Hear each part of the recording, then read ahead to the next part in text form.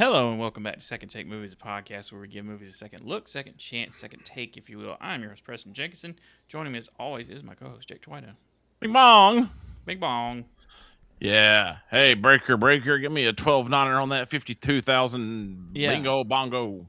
This is the better version of that stupid thing that Kurt Russell did in that terrible movie.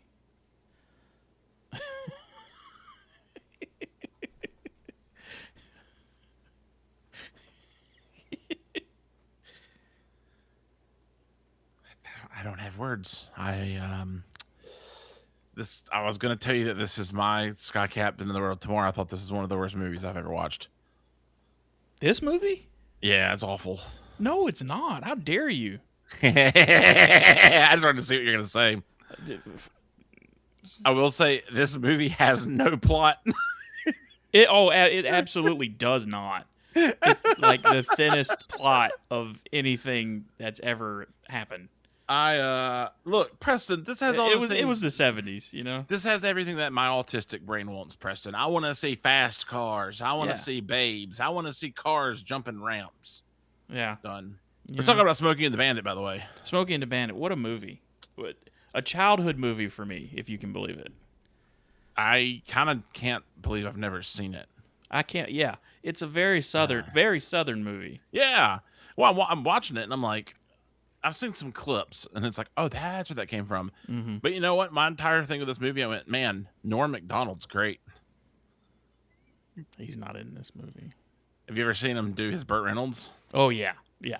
Yeah, spot on. That's all I can think about. Of eerily accurate. Chewing that gum. Yeah.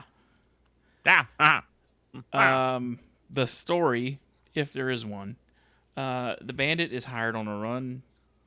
The bandit is hired on to run a tractor trailer full of beer over state lines in hot pursuit by a pesky sheriff.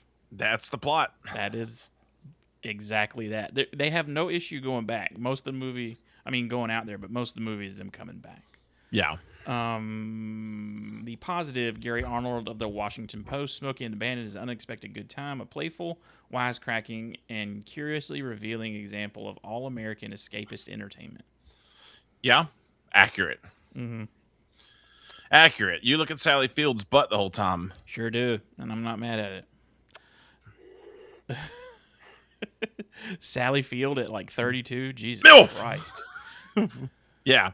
Hey, her at 78. Or Dude, whatever she is. her and Amazing Spider-Man. Like, I'm not mad at it. Marissa Tomei showed up, and I went, now that's the Aunt May I want. Oh, my God.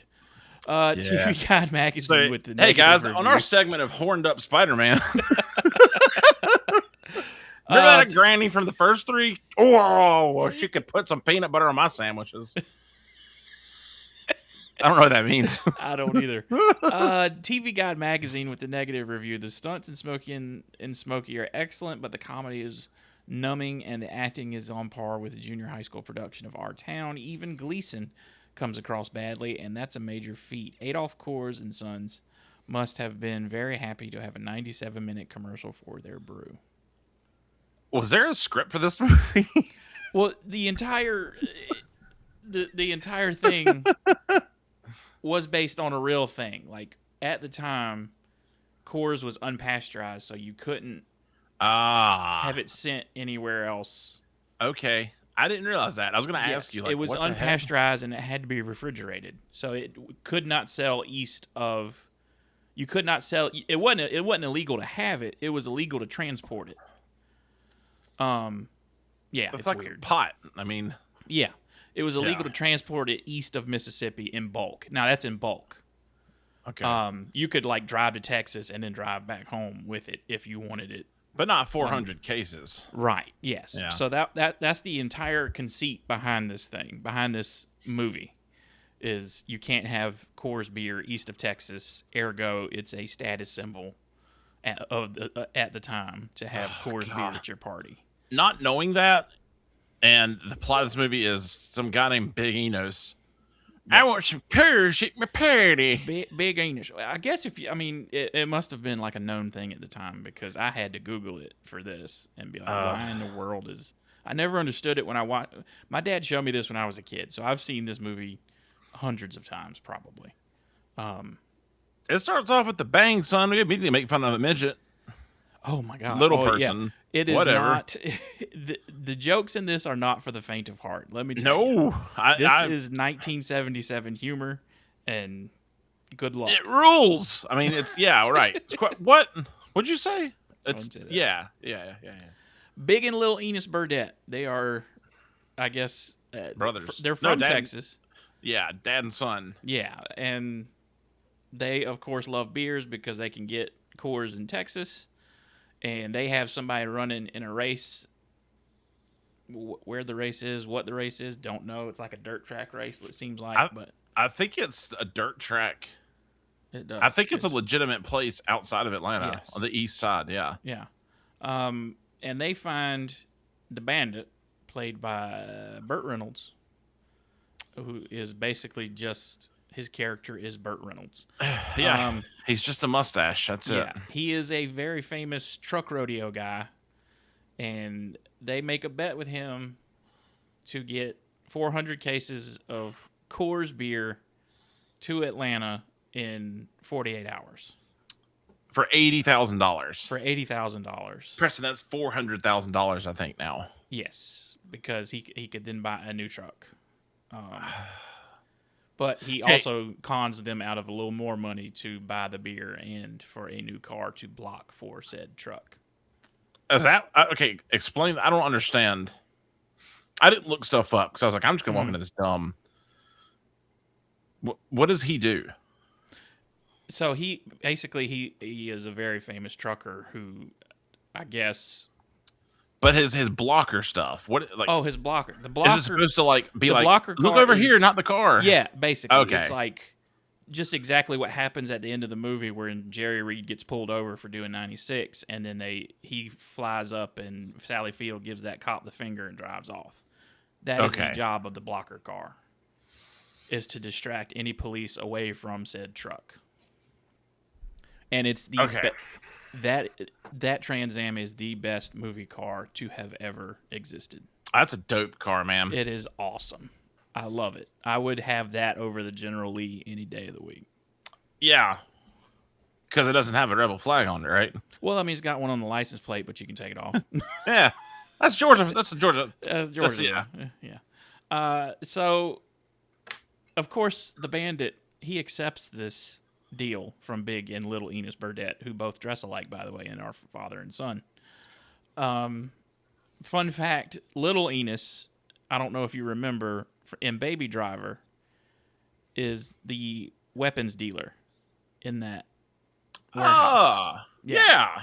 Okay. Oh, that's funny. That's a nice Georgia pull for Baby Driver. Yeah. So yes, Bandit accepts the money, drives over to Jerry Reed's house, a.k.a. the Snowman, Cletus Snow, and convinces him to, hey, you drive this truck for me. I'll drive the blocker car, and we will drive to Texarkana, Texas, pick up a load of beer, and come back in 48 hours. And it's never been done, is basically the big thing, is no one's ever done that. And they explain that over the call on the radio. What are we doing this for? Because it can't be done. Well, that's the reason, son. You know? Good times. Put my dog Fred in the truck. We going. Fred's the best. Fred. Oh, yeah. Just the most miserable looking bloodshot bloodhound, just or basset hound you ever did see. So they take off to Texarkana. There's a fun montage of them driving through some back roads and the Bandit escaping police vehicles, and they have no incidents on the way out there. They make it out there easily.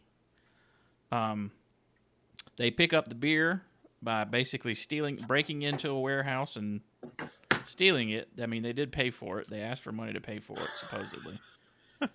I was like, oh, so that's the movie. They stole this beer, not realizing the like. I mean, they left. I guess they left money. Who knows? Or they told them to send the bill to Big Enos Burdett, like anyone who knows who that is. So they turn around and they're headed right back to Atlanta. And shortly outside of Texarkana, The bandit runs into a woman in a wedding dress played by Sally Field. Satterfield. I was not prepared for her to be in this movie. Yeah, she very much is in this movie. Yeah, in my head, she's a pretty sophisticated Oh yeah, she was actress. You know, I mean, she has made a varied career for herself. yeah. These I mean, days. Miss Doubtfire was the first time I saw Miss her, and it was like, Doubtfire. this girl's great. She was in a television show when she was a teenager called The Flying Nun in the 60s. She was in, man, why am I drawing a blank? What's the other big one she's in? Steel Magnolia. Steel Magnolia. And Forrest Gump. Forrest Gump. She played Forrest Gump mama. She's in that movie about an octopus on Netflix that can talk. I was about to say, I hadn't seen that yet. With Lewis Pullman. She's in King of the Hill. King of the Hill. She's in a lot of stuff. Yeah. She's had a very good career. Again, she played Aunt May in Spider-Man. She married a fella named Junior, who is the son of the antagonist of the film. Buford Whose T. Justice. only purpose in this movie, he was never part of anything. Jackie Gleason said, I'm not sitting in this dang car by myself. Yeah. I'm not going to be funny. I need somebody. I need somebody to bounce off of. The only reason the guy's there. Yeah. And that dude is the biggest dud I've ever seen in anything. Yeah, well, he's a huge idiot. I mean, I don't know if the guy played him that way or if the guy was really that much of an idiot. But they crash a car later. He crashes the car off a jack, not to skip ahead. And he rolls forward and goes, how'd I get here?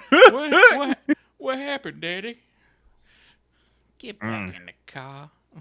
Get yourself back in the cat. Did that dude, how many people do you know that talk like that around here? A few. I mean, like, it was haunting of crap. I know that guy. Like, yeah. Jackie Gleason, who is famous for not rehearsing, by the way. I imagine all of his lines were improv. I don't think he wrote like 90% of him in this movie is improv. Which is weird. He's a New York guy. Oh, yeah, very much so. Yeah. Yeah, but I wouldn't... You wouldn't notice. No, not at all. It was great. It was fantastic. I was shocked. He nails it. Like, I mean, he doesn't like to rehearse, but goddamn it, he nails it every time. Oh, no shoot, dude. You can pull that off, and everyone else can ride with you? Mm-hmm. I mean, go for it. Basically, she married his son and then got cold feet and ran out on the wedding, and we pick up with her where Bandit picks her up. And she explains that she was a traveling dancer who stopped in Texas and on a whim decided to marry this guy and then decided not to. And now she's in a car with Bandit. The humor is we find out way later, but like Bandit thinks that Texas cop wants the beer back. Yes. And they're just after the girl the whole time. She knows that she's who they're after, and she just never says anything. Yeah, and pretty quickly after that, what does he do? He passes the 18-wheeler off the side of the road. Yes. And she, for some reason, is in the back, looking backwards. Yeah. Which I realized, you probably don't see a lot out of the mirror. And she's looking back to see what's going on. And they wanted to show her butt, probably. Probably that, yeah. It was the 70s. Hey, you know what? Just the quote Cletus, that's a nice ass. And then some time goes by. There's several hijinks of like the bandit. Since the sheriff is on him now, like all these different counties through these states have they're looking for the bandit. They know he's coming this way, so they've set up roadblocks and all this other stuff. But of course, they're not going to catch the bandit. And I guess the plot of the story or the driving thing is all the characters that have CB radios. Yes, that's basically which freaking hilarious, dude. the setting of this movie is like I-40, I guess. Yeah. I-40 and then probably 85 at some point. 85, yeah. But dude, it's so ridiculous. Just one of those guys that he's on the radio with him while he's getting a ticket, and he's like, "There's definitely some bears around here. I'll take that right now." Yeah. So later on, he goes to they decide that he's going to drop her off at a gas station that has a bus stop, which didn't know was a thing. And gas station that has a restaurant, a bus stop, and all this other stuff. Decides to drop her off, and wouldn't you know it, old Buford T. Justice comes running in. It's a great bit. It's a great bit. And what's even better is Jackie Gleason would order a hamburger on set, and a hamburger meant he wants a glass of vodka. So while he's there, that was the running joke of he's not going to order a hamburger there. He's going to order a hot one, whatever he ordered. He ordered a Diablo sandwich and there we go. Pepper. I'm in a goddamn hurry. That was the best. I want some hush puppies, Daddy. We ain't got time for that crap. It's so funny. If he doesn't know what the Bandit looks like, has no clue. So many more of these interactions. Like, but Sally takes the car, picks him up. She's like, Sheriff Justice in there. He's like, I know. Why are you driving my car? I need some more gum. So the Bandit has picked up food for. The reason they stopped was they picked up cheeseburgers for Fred. Fred needs his burger. Yeah. Fred get a little thin in his skin. So they meet up on the side of the road. He's like, I thought she was going to dump the chick at the truck stop. And I was like, well, she jumped in the car and the sheriff and all that. And he's like, well, look at her. Look at her. You'd keep her in your car. Yeah. Running behind on time. And it was like, well, then get in your car and go. And then they tell each other which channel on. And they're on down the road. And she feeds Fred. And Fred goes for a swim. And then we get further on down the road. And we have another chase from Sheriff Buford T. Justice. I think they're in Arkansas. Mississippi. And there's a very, subtle racist joke. It was subtle to me when I was a kid because I didn't pick up on it until I was 20-something years old. I paused. It got paused and I went, wait a minute now. What did they just say? Because there's a moment where Bandit jumps a bridge and then this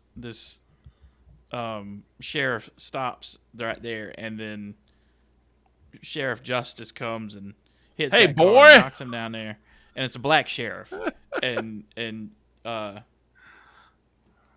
what's his name? Oh shoot, Jack Gleason goes up there and he's like, "Hey boy, where's Sheriff Branford?" Was that Lamar Jackson? No, Lamar Jackson's later. Sorry, I'm mixing. First of all, Lamar Jackson's a football player. I'm being racist right now. Yeah, he's like, where's Sheriff Branford? He's like, I am Sheriff Branford. Oh, for some reason you sound tall on radio.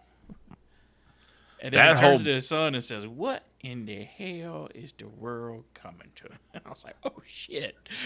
Dude, that whole stupid bridge scene is so fun of. Guy almost goes over, then this moron crashes. Yeah.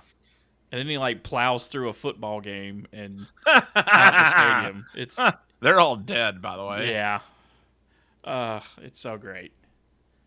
By the way, a Diablo sandwich is a sloppy Joe with a lot of spice. Yeah. I had to look it up. I was like, I've had this before, but it was like a taco. A Diablo sandwich and a Dr. Pepper, and I'm in a goddamn hurry. Which I don't know anyone that serves this thing. I've seen it in several movies, but I don't. It's basically just a sloppy Joe. And then later on, Cletus stops at a place that he knows, run by a fellow named Sammy. And there's a bunch of bikers in this bar / cafe / whatever it is. And in the middle of all this, he calls his wife. And then one of the bikers claims that Fred bit him, and he's got Fred by the back of the neck. And Cletus gets into a fight and thrown out, and then he takes his food and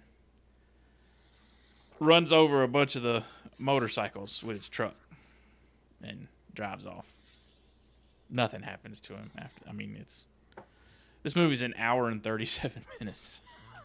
I'm not gonna lie, I was pumped. I watched part of it and went, I'm not gonna finish this, and then went, oh yeah, much time I have left. All right, dope. The first 20 minutes is them getting to the place, and then the rest of this movie is just that.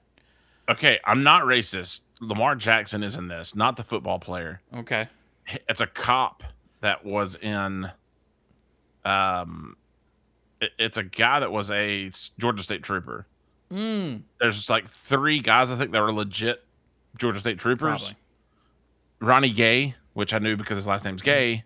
I thought it was funny as like seeing that. I've seen that name somewhere in Georgia. Whatever. I'm sorry. Trying to recover myself of not being a racist. Well, another racist moment comes when the sheriff is parked on the side of the road after he's his patrol car just gets fucked up in this movie. He drives under a tractor trailer going across that's like unloading like a mobile home across a highway and drives under a cement bridge. Yeah, like takes out the top of the car. Dude, I've seen that happen in real life. I have too. I've seen somebody lose their head in real life. Yeah, it ain't pretty. They did not duck, and it was like, oh, I'm gonna be here a while, and I'm gonna be throwing up for a while too. I saw that in Orangeburg one time. But anyway, I saw that in Orangeburg. We might have saw it at the same time then, because I was a kid when I saw it. I think we saw the same beheading. We probably did. Lie. I think I was in a Chevrolet Astro van or something. Playing a Pokemon. I was on riding the Game with Boy. my dad in his Silverado. So I just remember being like, Dad, is that guy dead? And my dad that was the one time my dad told me, "Hey, don't look at that." Yeah. I said, "Is that guy dead?" My dad went, "What do you mean?" Oh, no. Probably. How's your game? Is that Pokemon you're playing? I'm like, you idiot. You don't care about this. I know something's going on now. Yep. I got a Pikachu, Dad. Oh, God. His head's gone. But there's a moment on the side of the road where they're like after an If you and I saw that same thing, by the way, that's the wildest thing ever, and we need to go have mental help. Yeah. Yeah. Because I vividly remember that, and it's wild. Sorry, yeah. Let's keep talking about this movie. On the side of the road, get back to the racist moment. Let's go back to racism. Yeah. That guy hates blacks. Yeah. He's parked on the side of the road after the bandit had come through and caused a bunch of wrecks with patrolmen, and the sheriff goes up to him and says, "What?" And there's a hilarious joke because, like, at this moment, the son is holding the sheriff's hat. He's got to keep it on. And then they get out of the car and he holds it again. And he just looks at him like, fucking idiot.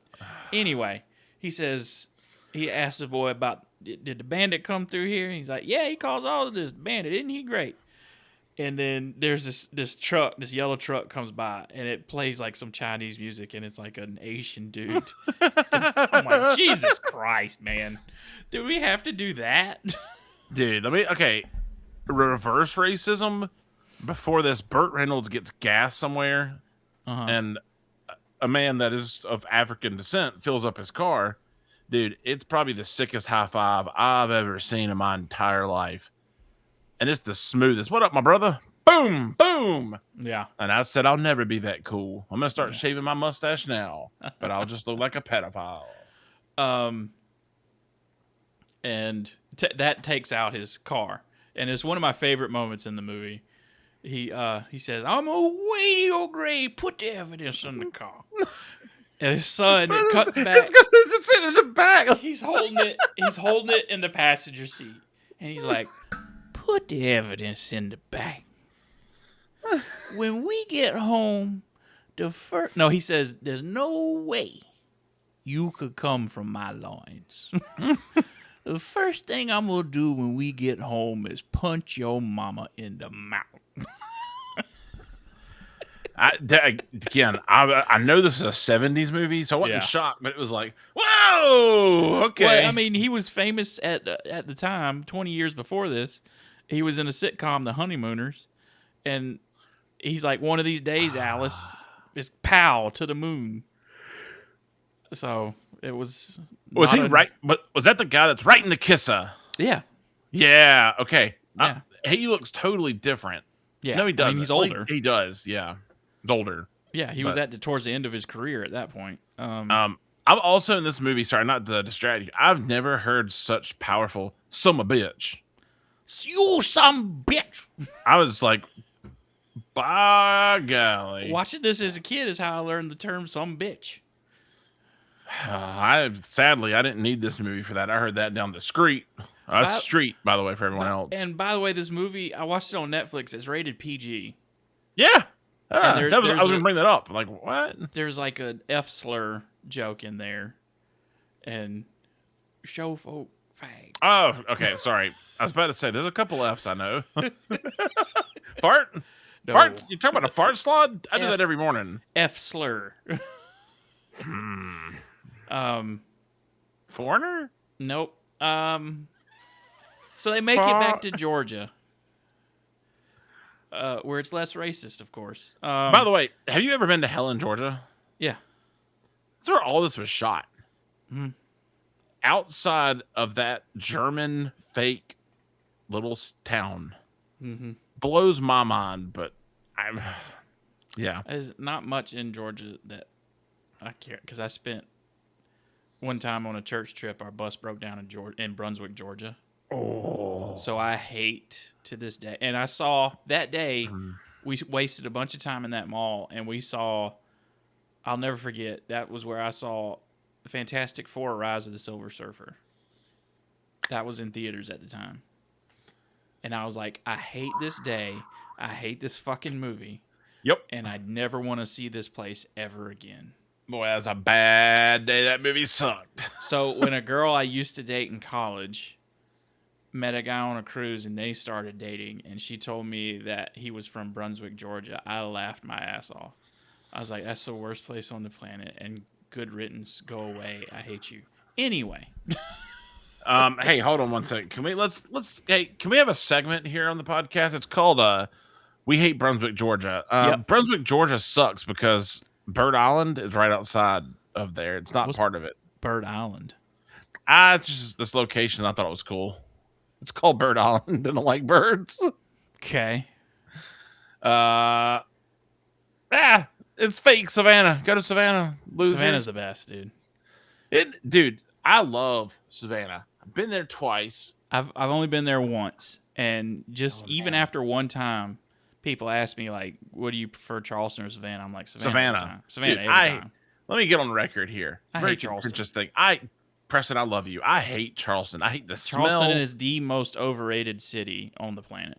If my least favorite thing when I'm like, yeah, I'm from South Carolina, and people around the country go, well, you don't talk like a Southern belle. I'm like, that's a Charlestonian. Charleston. And they suck. I do not like Charleston. I will go there for there's some great restaurants. Yeah. There's good music. Oh, yeah. There's good venues for music and comedy and stuff like that, but that's about it. I don't want to spend any time there. I've been to the Battery. I've been to the Gullah Market and all that stuff. I've seen the Angel Oak. I'm good. Dude, you ever go back to Savannah, let me know. There's a hotel. I'll give you a discount. Ooh. There's a cheat for it. It's right off the Savannah River, so you can watch boats. And it is it's right on the Plant Riverside. Oh, I think I know district. Exactly where you're talking about. It's a new hotel. It's like you can so see nice. that bridge that is the only bridge to come into Savannah. We went last year. We were at a rooftop bar that was in a hotel. It's right at if you're on one of those rooftop bars, the furthest building to the left, it's that hotel. We got a super nice room that had a balcony. Mm-hmm. You walk out, dude, it's great. We went there. The time we went there was not a good time. We went there in the middle of the day on a Sunday, I think. Ooh, yeah. And my girlfriend had been there before that for a bachelorette party in Savannah, and she went down this slide at this bar. Oh my God, dude! I'll send you a picture after this. It's right next door. When we were there, she wanted to do it again, but none of us were really feeling it. It was the middle of the day. It was about to rain. There was kids running around up there, and it's this isn't the vibe for this. And she was very upset with us. But dude, when we went, so my goal is to take her back to Savannah one day so she can go down that slide. I can't remember when we went. We went. There's Savannah was dead. We were the only people.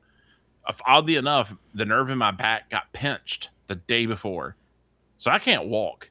But one of my best friends, his name's Kevin. He lives down there, and he's the raddest guy ever. He was like, "There's a slide in this bar," and Logan went and slid down it with them because it's two. And I was like, "This is the best." But what were we talking about? Is there a movie or something? Yeah, sorry, it's a movie in Georgia, and we're wrapping it up because there's not much there. I mean, It is a very entertaining movie. It's a lot of fun. I there's enjoy nothing. it. It's action. It makes me smile every time I watch it. There's one other sequence where like some trucks hide Bandit from the Georgia Patrol, and the theme it's a banger theme song. Do you know the story of that theme song? No. The guy that wrote it is in the movie, I think, too. Jerry Reed. He plays Jerry. Jerry Reed said, "If you change a single note in this entire thing, I'll kill you." And he wasn't joking. He was just like, "I will kill you." Because Jerry Reed is the other coach. He's the opposing coach in Waterboy. No crap. Yeah. And Jerry Reed was an accomplished country musician at this point.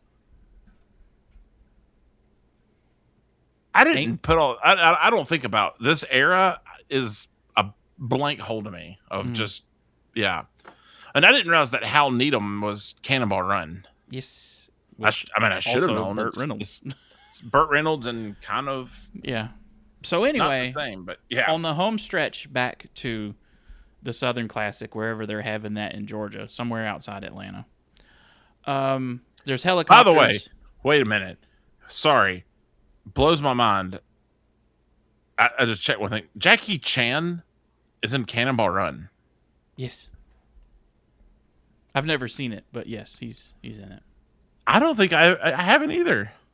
All right, go ahead. I'm sorry. Distraction's over. Sorry, I saw it and went, what? Well, there's all these cars on Bandit, and they got helicopters now, and apparently it's also a new advancement that cops have CB radios in their cars. And he's like, I don't know, I don't think we're gonna make it. And he starts to lose faith towards the end of the finish line, and the snowman's like, absolutely not. So he gets that truck out front and he starts flying down the road. And they go flying through this festival and this race, and they drive right through the track and right in the midfield where Big and Enos are, and they are 10 minutes early. And they leave the truck with the coolers in it, and they're like, hey, we got to get out of here because the sheriff's coming and all these people. And he's like, you got to wait to get out of here. And they get in his Cadillac, and they drive up the hill, and past them comes Buford T. Justice, who wrecks, and he's like, Sheriff Buford T. Justice, please. And he's like, you the best that's ever pursued me. I just want to tell you that. And you the goddamnest pursuee I ever pursued. Now, where are you, you some bitch? Don't worry. That's a double nutting offer as well. You're going to get me some of that clam chowder from Boston. They're on their way to Boston to get clam chowder, which is I've never seen the sequel. Don't want to. I was going to ask. That is the sequel to this movie, is them going up. I have never seen it. Nah, I'm good. I'm good. I don't want to. I don't want to see a sequel to this. This is the only thing that exists to me. And so he's like, I'm not giving up. And that's the way the movie ends. Yeah, it's like a good 8 for me. It's 8.5 for me. It's just for me, fun. like, it's just stupid fun. It's nostalgic for me, and it's a good time to, like, it's a good movie to you can absolutely turn your brain off and be like, I love this. I do love that. I knew this before the movie. CB radios got so popular because of this movie. There's a guy in Kershaw that sold radios.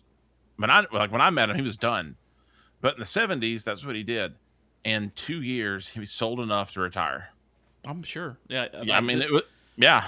The CB radios were like real big at the time, even before this movie. But this movie, the CB lingo, like the lingo and everything, picked up like crazy.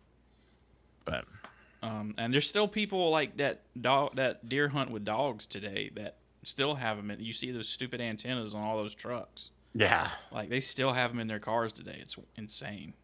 Well, it's reliable. Yeah, too. I mean, it's like I get it. Like it's over the air. It's over. Yeah. It's more reliable than a cell phone.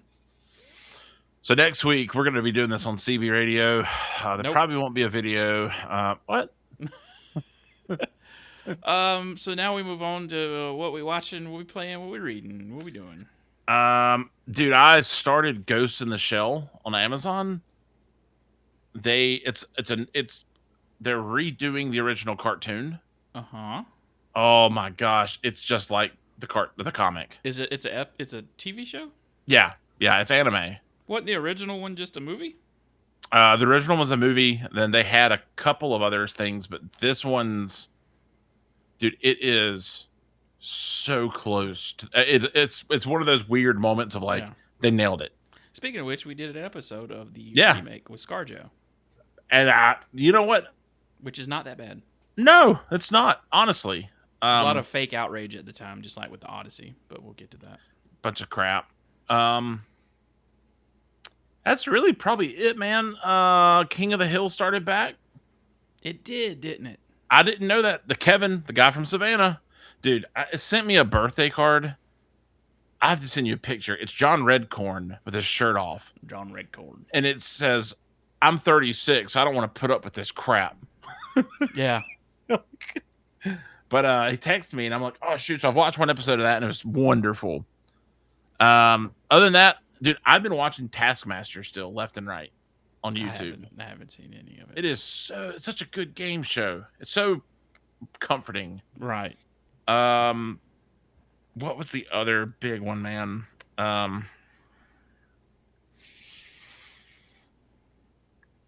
X-Men.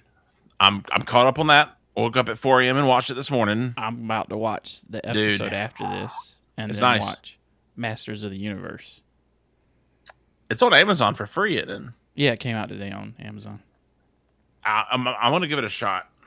But I'm very much enjoying this season of X-Men. And I've watched the trailer for Doomsday probably 1,000 times. Oh my god, dude! Like for them to just drop that on a Monday out of nowhere is like that's exactly what I wanted. I didn't know it. You text me and I was taking a dump. I went, oh crap!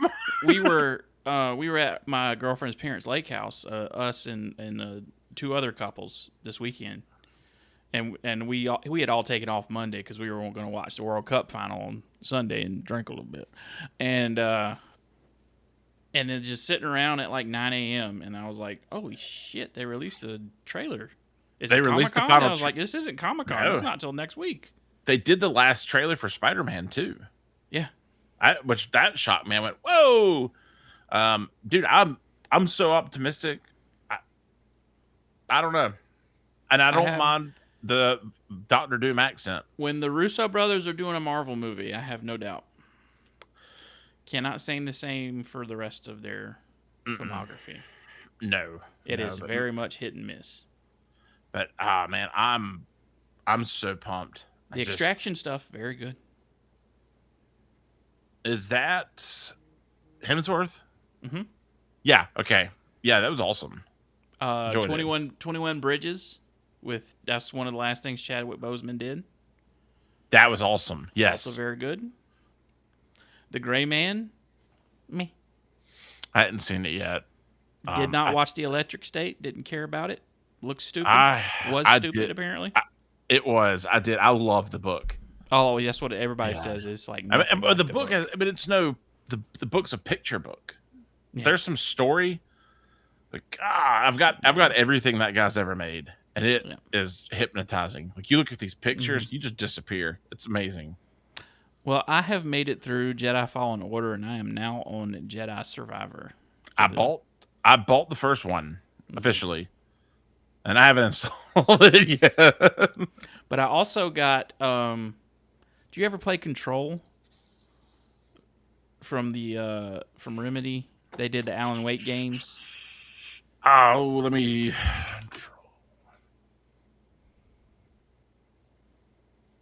Yes, I did. Yeah. There was like I paid $5 for like a oh shoot, what do you call it? Like deluxe edition that they put out 5 years ago. I bought it on sale. It's like $5 on PlayStation right now. But anyway, I haven't started it. It's not bad. I'm gonna finish Survivor first. I played it with Control when it first came out on PS4. Yeah, and I was like, "This is fun." I hate when you died. You have to backtrack to where you got to. Yeah. It almost got Game of the Year. I think it did at one point. No, it got best like art. Oh, okay. Art direction. I don't know. It won a lot of awards. Who cares? Yeah. Saturday, I am most excited about seeing the Odyssey in IMAX? I don't know if I'm gonna see it or not. I won't. I want to go see it, but you gotta let me know how it is. I tried to go to Georgia to see it in the like real deal. Oh no, that I looked at that and that was sold out a year ago. You can buy tickets. $700. Yep. I'd rather poop my butt. I don't need to see it in that format that bad. No. I will go to it's an IMAX, but it's not. It's just big screen. It's not. You know, man, I'm a weirdo, and like I've changed in life. There's a movie theater in Seneca, which is like a town over. It's a terrible movie theater, but they in COVID. They redid their seats to the sleeper ones. It's serve yourself popcorn and drinks. Not a lot of people go there because it's known to be crappy. But dude, I've traded IMAX to go into where there's nobody else in the theater. It's so nice. Just, I mean, I'm not going to IMAX for just anything. But I'm going for this. No. Yeah, it's gonna be good. I have never seen a Christopher Nolan movie in IMAX, so I'm going to the one where he shot the entire thing in IMAX. Yeah, it's gonna be even solid. if it is just like 185, but it's not the 143. But if he did it, he's got a mission. So he's got a mission. So I'm excited. All right, well, I think next week we decided on the Patriot. Did we? Yeah, I'm cool with that. Yeah, let's tomahawk some. Yeah, let's do some American British 250 boys stuff, man. Yeah, I'm gonna take my shirt off and please paint it or something. I don't know, man. That's Braveheart. Valid. I'll do Braveheart instead. I'll just pump out some gas. I mean, it's still a movie about revolution, but not our revolution. Not freedom. No, our ancestors' revolution, probably somewhere. If you have a suggestion, we got 2 spots left. So, dang, that's crazy. Yeah. Good luck.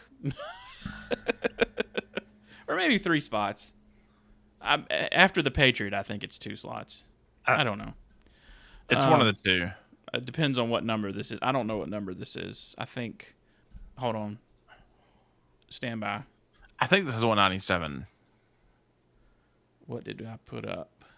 What was the Bourne movie? I think it was 196. Loading. Oh, hey, you know what I've been up to? 3D printing like crazy. Oh, yeah, you told me you had a printer. Yeah, but I'm lame. I'm just printing organizational tools.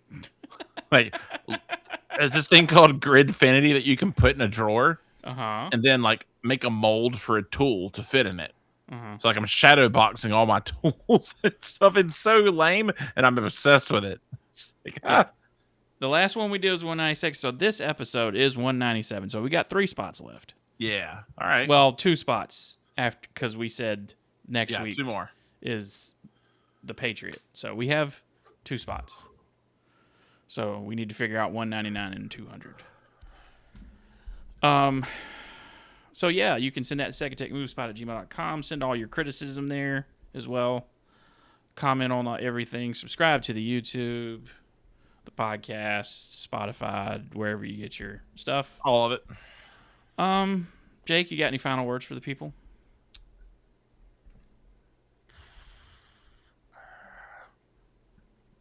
Nah. Y'all suck. 10-4, good buddy. Hey, happy up there in the big butt slime, big old cracker packer. All right, dude. We will see you next week with the Patriot.